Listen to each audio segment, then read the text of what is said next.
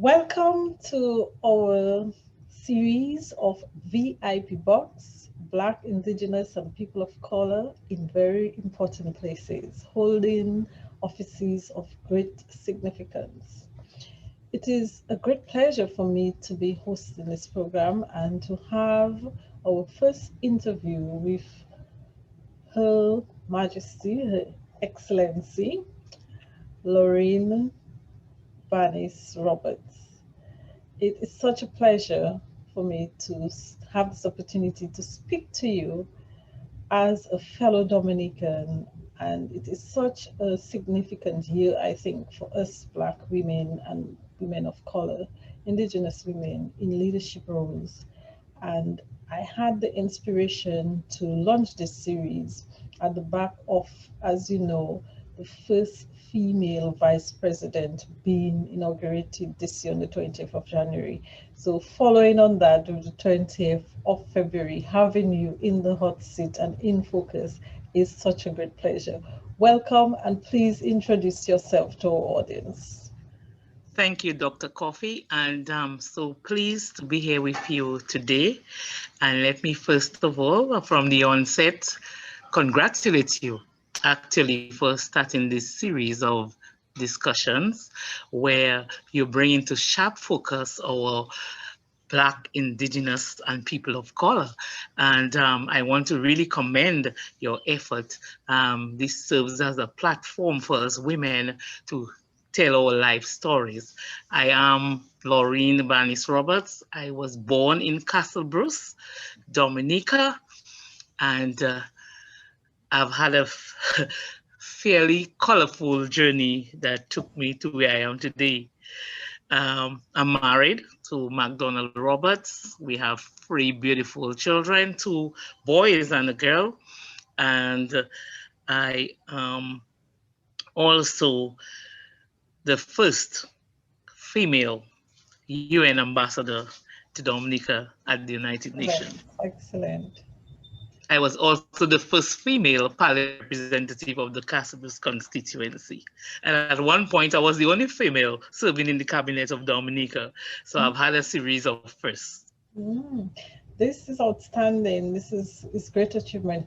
I do remember you back in the days when we were at school. You know, we went to opposing schools. You remember at the time in high school, there was this sort of rivalry between Convent High School and Dominica Grammar School, where I did my first full 5 years, and then I moved to secretarial class at the end of it. So I joined convent at secretarial class. So tell us a little bit about your childhood and the whole journey from going to being in Casabras, which I mean at the time I think in our days you could have said it was behind God's back. You know, now it's different. Casabras is just next door, but at the time it's quite a leap to be coming from that sort of background and to be the representative of the island to the United Nations. So give us a context, even for our females listening in on the program today and young persons wishing to aspire to that level. Give us a bit of your background so they can contextualize, your journey. Right. Well, I was born in Casablanca. Mhm. Most persons are born at the Princess Margaret Hospital, when now is the Dominica China Friendship Hospital, and then they come to the village. But I was actually born there and raised there. Um, in my family, my mother, my father, three boys, and I was the only girl.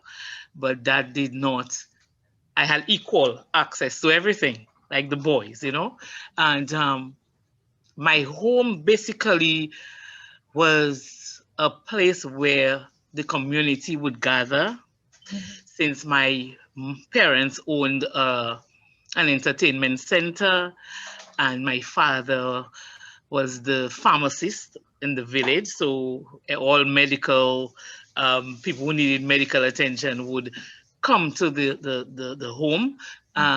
Also, my mother was a community leader and activist. She served as chairperson of the village council. As I said, she had this entertainment place where people would come and enjoy themselves. She was just an all-encompassing person because people would come to her for counseling. She owned a shop. She would mobilize. My mother would not even wait for what is called the community day of service to organize community projects. If she saw something that needed to be done in the community, she would just mobilize people on a Saturday, and people would come and she would cook and make sure everybody was happy and the work got done. She also had a cultural group. So you know, that's dear to my heart. I know that she had this cultural group and she would purchase all of the uniforms and get them to Oh my take God. part in the National Day activities. She had they were called the weekend dancers. It was a very vibrant group. So many young persons were members of this group and got to learn all the traditional dances. So really, what was around me was love and service to community and embracing of people. She would feed everybody in the community every day. Whoever comes home would have a meal. She was this giving person. So that's what I grew up knowing. Now, at age 10, I sat the common entrance at the Castlebrooks Primary School. But you know, in those days, it was limited access to secondary school in Dominica. And the thinking was the children of the Roseau catchment area had a better chance of going to high school. So it was based on where you sat the exam. So the rural communities had very few children. Maybe in 1 year, 2 children would be given an opportunity. So they would say, you didn't pass the common entrance, you failed. But really, what was happening is that there was no space. No space, no space. No space. So, and then if you were young and they felt that you had another chance, you would not make it on the list. So in my case, I mean, everybody expected me to pass the exam at the Castlebrooks Primary, but that didn't happen. And when we inquired, they said, she has another chance. So sometimes you don't get through because you don't have another chance. You have another chance. And that was my case. So my mother decided that she was not going to chance it and have me attend this Castlebrooks Primary School for this last chance. So she told my father, and he used to work in Roseau at the time, to take Loreen to Roseau and find a school in the Roseau catchment area, because that increased my chances of attending a high school in Roseau. Anyway, we went to town. I remember that, you know, like yesterday, like it happened yesterday. And we went to the St. Martin School. Mrs. Deloney was the principal. I remember her there. Yes, so she gave me a test. And she said, if I pass, I could come the next day. She would accept me. I did the test and I passed. So on our way to St. Martin School the following day, we passed on Bath Road. And my father saw Convent Prep. So he said, let's try this one. And then we went in there. School is in session, you know, school started, it was September, school started, and my mother decided, no, not Castlebrooks Primary, because she doesn't want, it was a risk for her at that time. So when we went to the prep, it was Mrs. Johnson that was there as the principal. I met her there and I thanked her so much. I met her at an airport in Florida.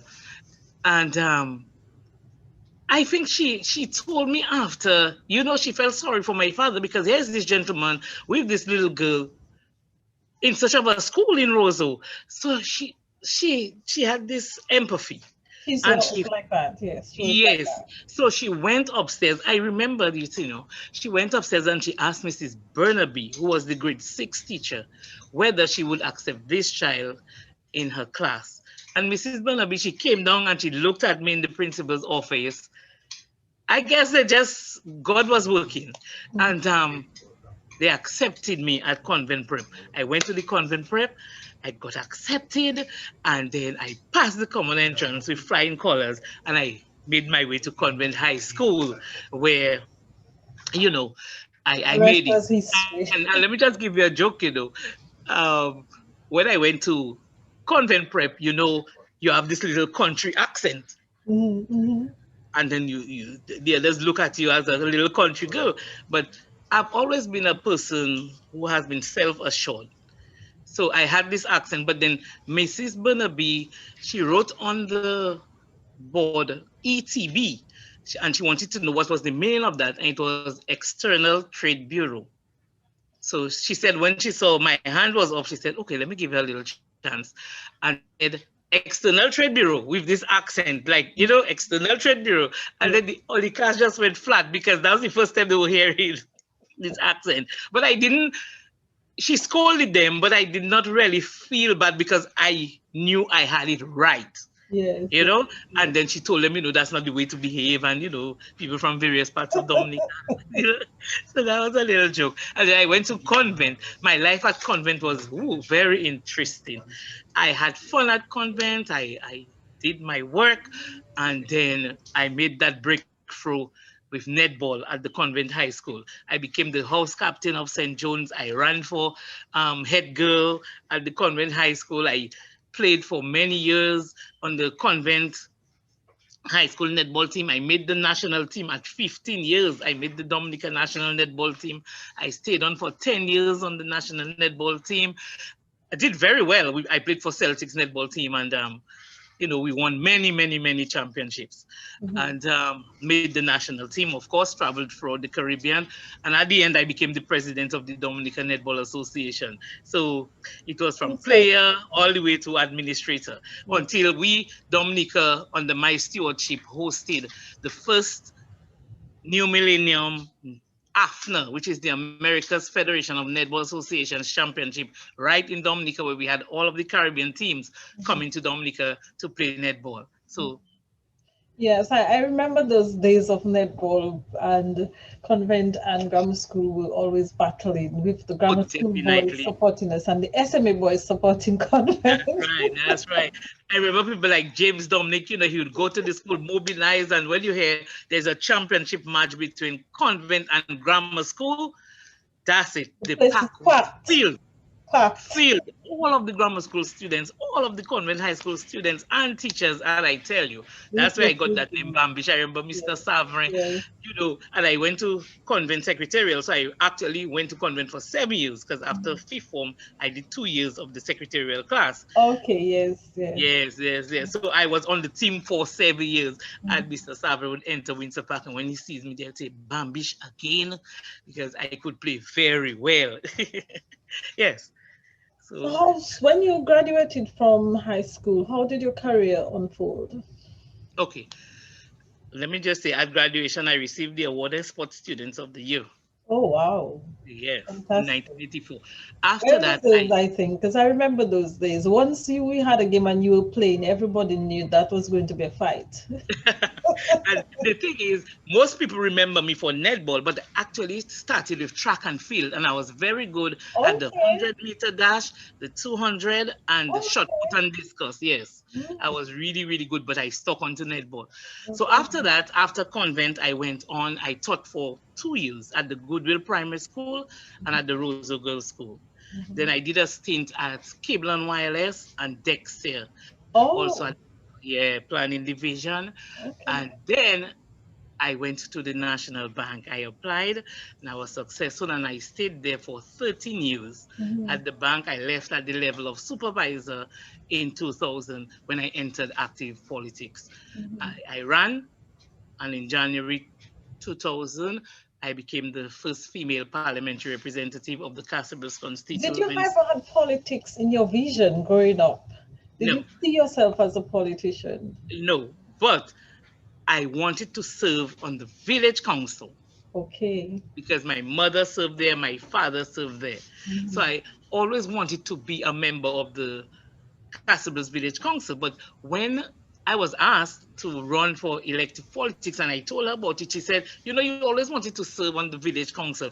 Okay, give it a try, you know. But she told me, you're going into politics to not call people's name on the platform and get sued because you will not have the kind of money to pay. So make sure it is clean politics. Don't Mhm. go and call people names and say things that are untroubled people. Just deal with the issues. Mhm. And she said, you're a woman, people will be saying things about you.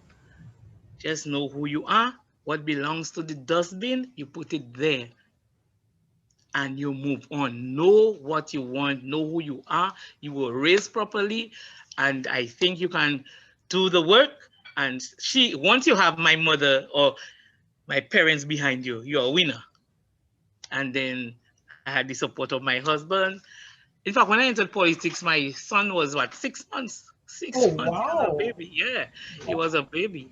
And then while in government, I got pregnant with the last one. So I served as an expecting mom in cabinet, you know?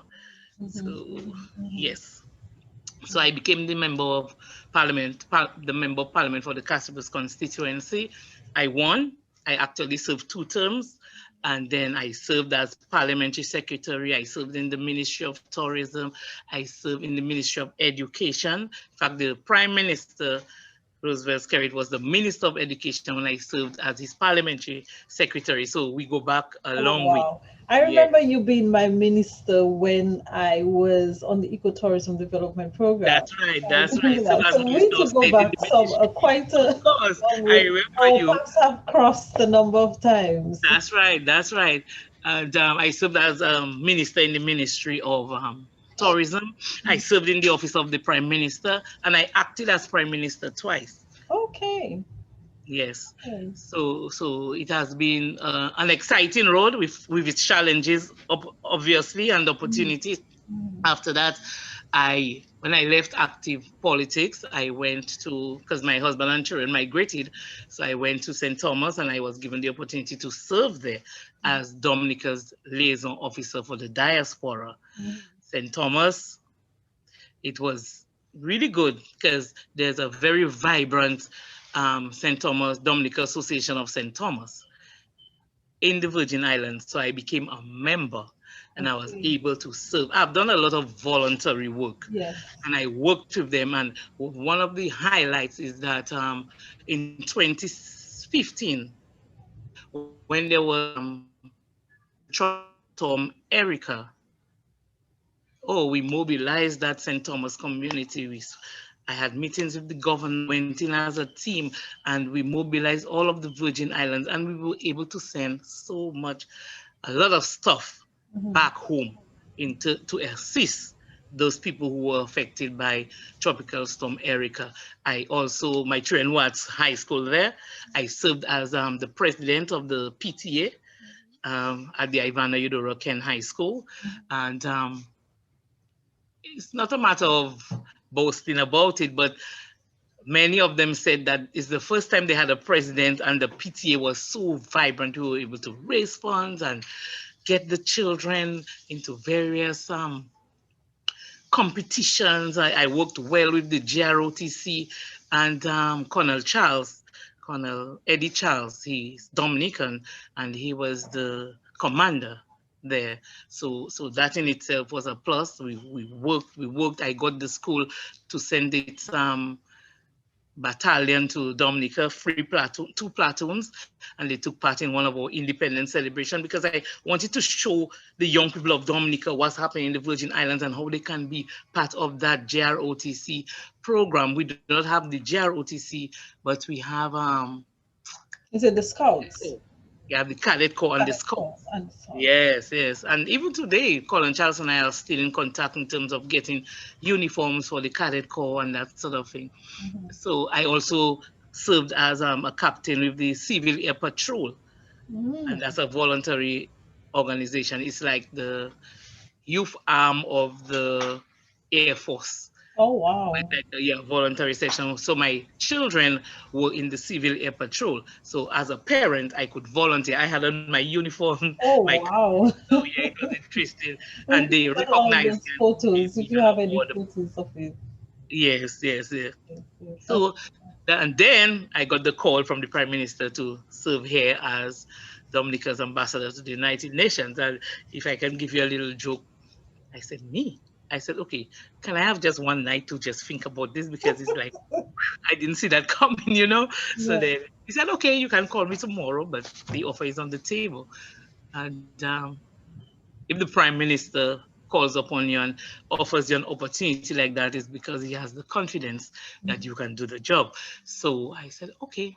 I discussed it with my husband and family, and And next day I called him and I said, yes, Mm. I said, God has called me and given me an opportunity to serve my country. I will grasp at that opportunity. So I did that and I'm here. And I got to the United Nations. I'm like, okay, here you are. This massive structure. First thing that hits you is this massive structure, whether you'll be able to find your way in this building, but you have to quickly gather yourself and say, okay, I'm here for a purpose. I'm here for a purpose. And that's what it is. I've been here since 2016 and I'm doing my best.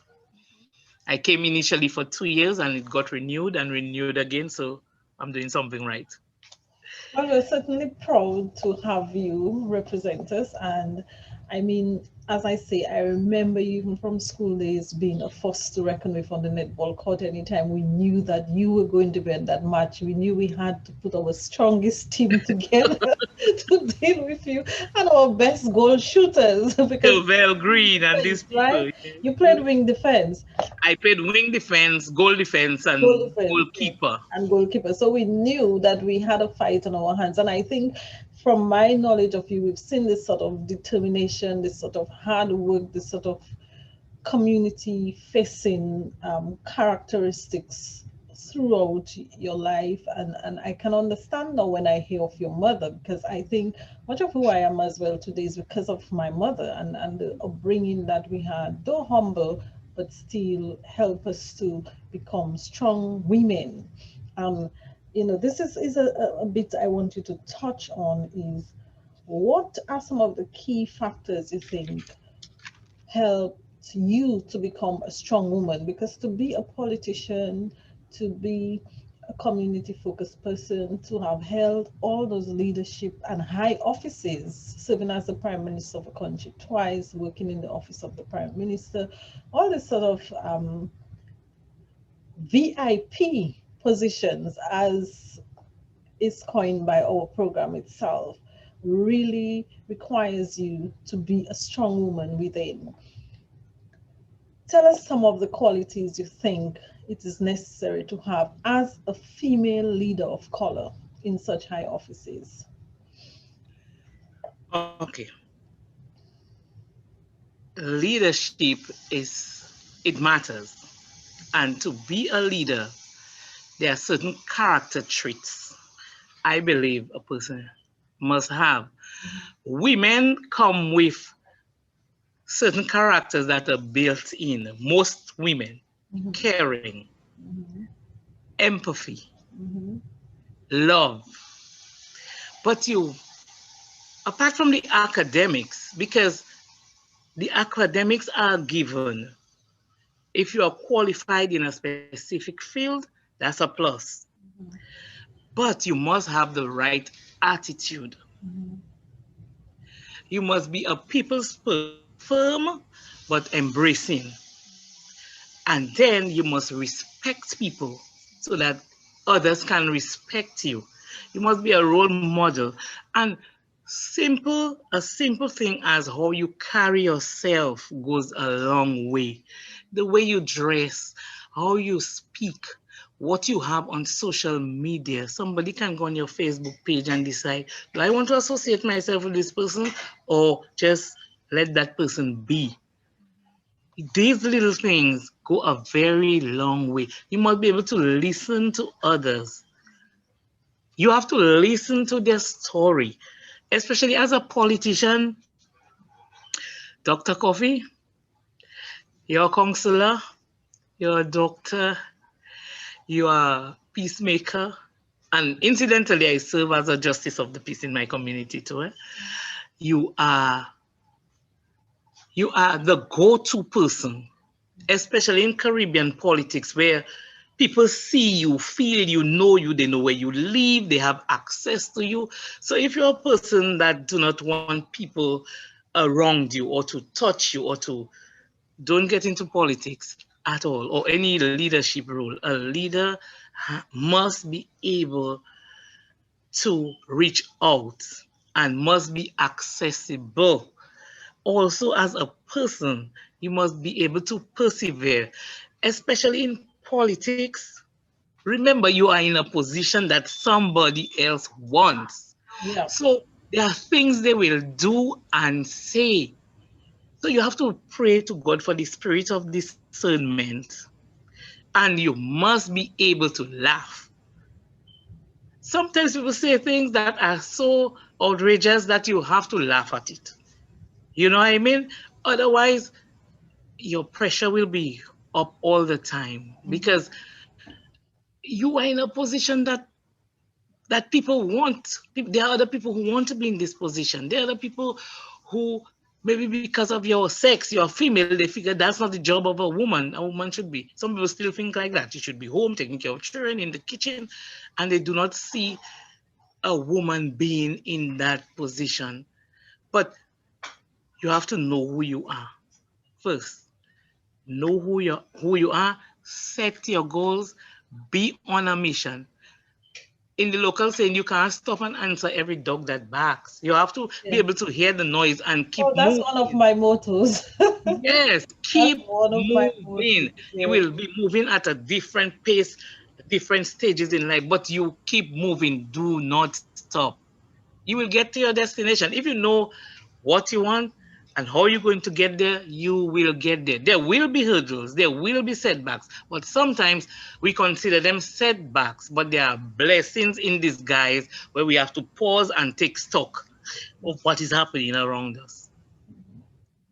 And you must be able to motivate yourself, not only others, yourself. Like for me, I love to sing. And there's this little nursery song that we learned since in preschool. This little light of mine, I'm going to let it shine. So I'm driving to work and I'll be singing that song. Or there's this other song, Lord, let me be the glove you wear today. Oh, that's nice. That. So you say, Lord, let me, use me today Mhm. to show someone you care. So you must be able to stand in a mirror and talk to yourself. Talk to yourself and say, I'm in this situation. How am I going to get out of it? And surround yourself with successful people, people who know better, people who are trained in certain fields. Even with my position, if I have a scenario where I need the input of an expertise, I call on the person. I do not feel, the person is maybe more educated or I shouldn't be asking anybody any question because I'm the ambassador. No. If you're representing your country and you're going to do it effectively, you want to have your best foot forward all the time.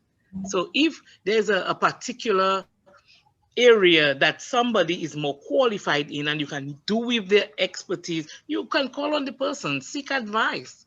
That's how we learn Yeah. and we grow, you know? So be humble. Always remember where you came from. You must be a humble person. Never forget your friends you made from primary school. No, you will need them. You keep needing them. I mean, how they say, no man is an island. You will need people because according to the song, today you up, tomorrow you're down. So always be humble. Always remember where you came from and give back to your community. Give back. I give all the time. Most times I don't make an announcement or so, but there are certain friends or I see somebody in need, I just give them whatever they require. No biggie, God sees, you know. So really, so you have to persevere, you have to love, you have to care, you must have empathy, because representation is all about taking the issues at the ground level, grassroots level, and going to cabinets with that issue and going back to the community with the result where that you fix the problem. You fix the problem. So that's what it is. There are some characteristics that you must come with as a leader. Yeah. If I if remember. some people just don't have it, Yeah. some people just don't have it. Their hands are always folded. You know that kind of thing. Because really, it is the people who puts you in the position. Without their votes or without their support, you can't be a president of something or you know, a leader of a club or the parliamentary representative. So it boils back down to the people. It comes back full circle. So you can't forget them. You need them. They need you. You need them. And it has to Yeah. be, you know, access. Yeah. I remember in our pre-discussion, you mentioned your netball as one of the motivate spots, as one of the motivational factors. Do you want to expand on that a little bit? Yes. And I will start with a quote from Nelson Mandela. It says, "Sports has the power to change the world. Mm-hmm. It has the power to inspire. It has the power to unite people in a way little else can. It speaks to youth in a language they understand. Sports can create hope where once there was despair." And that's a quote from the great Nelson Mandela. And strange enough for me, I rely on my days of sports to get me through on a daily basis. Because I played a team sport. There were times I was the captain. There are times I served as a vice captain. There are times I served as the starting seven. And there are other times you were a reserve. Mm-hmm. So you apply those things. So you, at any given time in your life, you may have to lead the process or make a contribution to the process. The, the end result is that you want to win as a team. And that's how politics is. You serve at various levels in different positions, but whatever you do, do it to the best of your ability. Look at a team, you play in a championship. You may lose, you may have to play 10 games, Mm-hmm. but you may lose 2 and still end up being the champion. So it's not about losing. When you lose, you go back to the drawing board. Where did I fail? Or where did we fail? And you fix it. Now you have to study your opponent. What is your opponent going to come with? And most times I do that in conversations. I say, but if we are presenting this, this is what the opposition will say. So you prepare. For the response. Preparation is key. So I just use sports every day. Every day. There are certain issues where I feel, look, I did not win in that scenario. But where did I go wrong? Or why did it not go how I thought it would have gone? And then you go back to the drawing board. You rise every time you fail. You get up again. You will make it on the second or the third try. So yes, grammar school may win us in a game, but it's a school league. So for that game, grammar school may win, but overall, convent won more games and we became the champions. You understand? That's how it works. That's how life works, especially when you are not an entrepreneur where you work for yourself. For me, I'm part of a team. So whatever role I'm asked to play, I play to the best of my ability. I remember, I was a minister of government, and you remember when we were going through the austerity measures in 2004, I think, we had austerity measures because the economy wasn't doing well. And when they asked for persons to, they will what do you call it, reducing the number of cabinet ministers. I was one of them, and I stayed. I stayed with the team. I did not get grumpy. Sacrifices were to be made for the country to get afloat, and I was one of the ministers that was. It's not even a demotion. I was asked to serve in the capacity of PALSEC because we had to take a 10% cut. We had to reduce the number of cabinet ministers. I had no hard feelings towards that. Look where I am today. Look where I am today. What year So was that? I think it was in 2003 or 2002. It Oh, was an IMF structural adjustment okay. program. I'm trying to Yes, remember that. when the government took over one in 2000, the economy was in shambles. So Mm. we had to bring in the IMF and enter into the Okay, yes, structural yes, yes. adjustment program, and we had to reduce the size of cabinet. And so along the way, you have to make sacrifices, but you have to look at the big picture. Mm. You have to look at the big picture.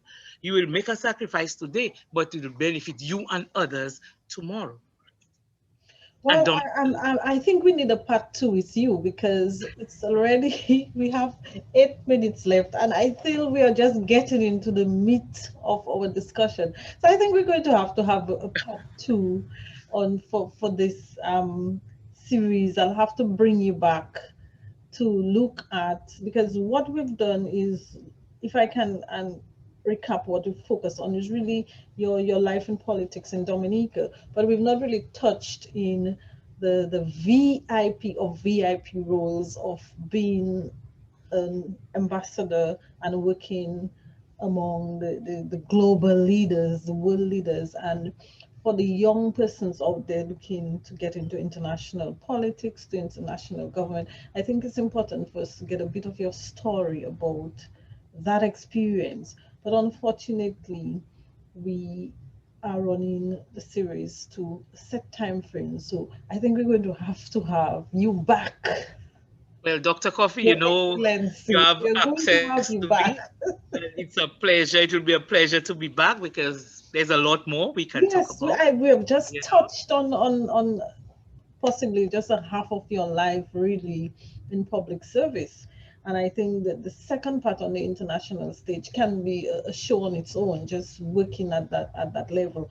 So I would just want us to round off today's episode by you maybe leaving a word of encouragement for young women entering the political, because I think we can capture what we've discussed today in terms of local politics and getting into politics. So maybe just a takeaway word on that, and then we will look at the international aspect in another episode, a follow-on episode with you on your role on the international stage, because there's so much I want to um, talk to you about in that respect that we cannot address today. So if you can address women wanting to get into government, wanting to get into politics, and a word of encouragement or some takeaway that you want to leave with them as we round up the session today. okay. Well, if you want, I must say that a life of service is very rewarding. Mm-hmm. So if anybody who wants to maybe serve in government, first of all, pray about it and see if that's what you really want to do. And remember, you're offering yourself to serve people and country. As I said, you prepare academically.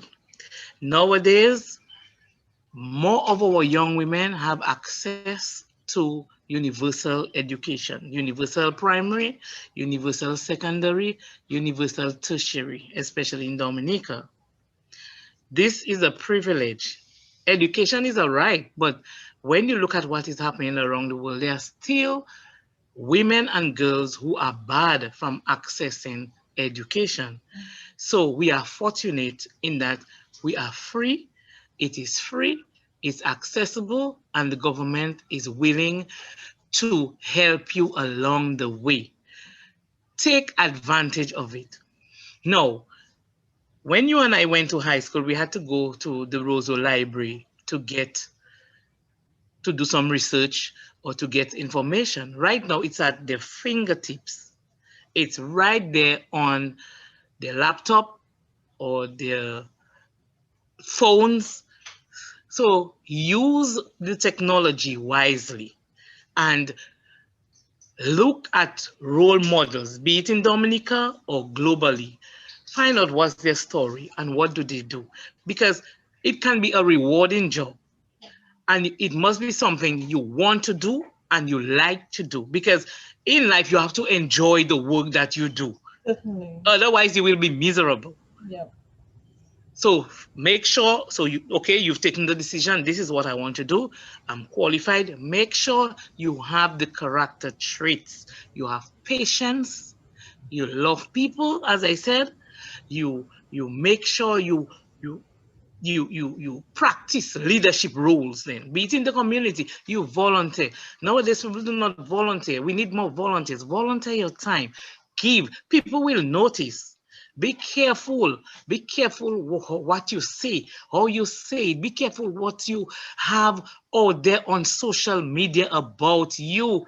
Because when you apply for a job, if you are called for an interview, it means that you are qualified for the job, The people interviewing you just want to see how you speak, how you present yourself, your deportment. Same thing with politics. They know you're qualified, they know you're a doctor, but if your lifestyle doesn't show or shine in a way that people want to know, that when they see you at the podium, they know, okay, this is my parliamentary representative. People take pride in that. And that is one of the reasons why you find people vote for people. You're charismatic and you're a person of strong character. Even if you have the academics, if you're not a person in good standing, you will not make it. So you have to care for people. You have to. It mustn't be fake in terms of, oh, because I want to run, I'm doing this. It has to have a history. Genuine, yes. Yes, where people can trace. Oh, she has been, she has been, she has been, she has been. She's always doing this. She's always involved. So yes. So if you know you want to get into politics, the earlier you know is the better for you. You get involved. You get involved. You read. You follow Parliament and the parliamentary session, and you know what's going on. You have to be knowledgeable as to what's going on around the world, the issues. You have to know the issues. So yes, from high school, from primary school, you can decide, I would love to be the PAL rep. Even if you're not the PAL rep, you may be appointed a senator. But you will get there eventually. You will get there eventually. So it's all about staying connected. You have to stay connected. No man is an island. You need people, people will need you. And we have to be our brother's keeper. Yeah? You have to be your brother's keeper. You have to be kind, be responsible, be caring, be honest, and make sure, as we say in our local parlance, you have sound character. Excellent. Well, that's a good note for us to end our first part of our discussions with Her Excellency Loreen Loreen Bannis-Roberts. That's right. Loreen Bannis-Roberts. I totally enjoyed speaking to you, and I will definitely have to bring you back for part 2, because this is so rich with information, and I think our listeners and our ladies out there who want to follow in your footsteps certainly has a lot of food for thought that they can ponder on. So with that, I thank you for being with us today, and I wish you a good evening, and we shall talk again soon. Thank you. Let me just thank you for the opportunity. I must say it was a very interesting discussion, and I hope I can follow all of your series, all of your programs coming up. In the future. I hope you notify me, and that I'll be glued in. I must compliment you for that opportunity, as I said, and honestly, it's a great platform that you are providing for others to hear the story of those of us who have walked down that road. We may not have arrived at our final destination, but as life is ongoing, you keep moving. So you move from one job to the next. But for me, it has been really a satisfying feeling, especially when you go back home and people say, Miss, it means you're a teacher. Yes. Or they say Bambish, it means he played netball. Or Pal Rep, they still call me Pal Rep. You know, so that says a lot. That says a lot. It says that people are still Well, connected we'll to you. bring you back and we'll have much more of those discussions in part 2. Thank you very much for joining us today. You're most welcome and have a great weekend. Okay, thank you. Okay.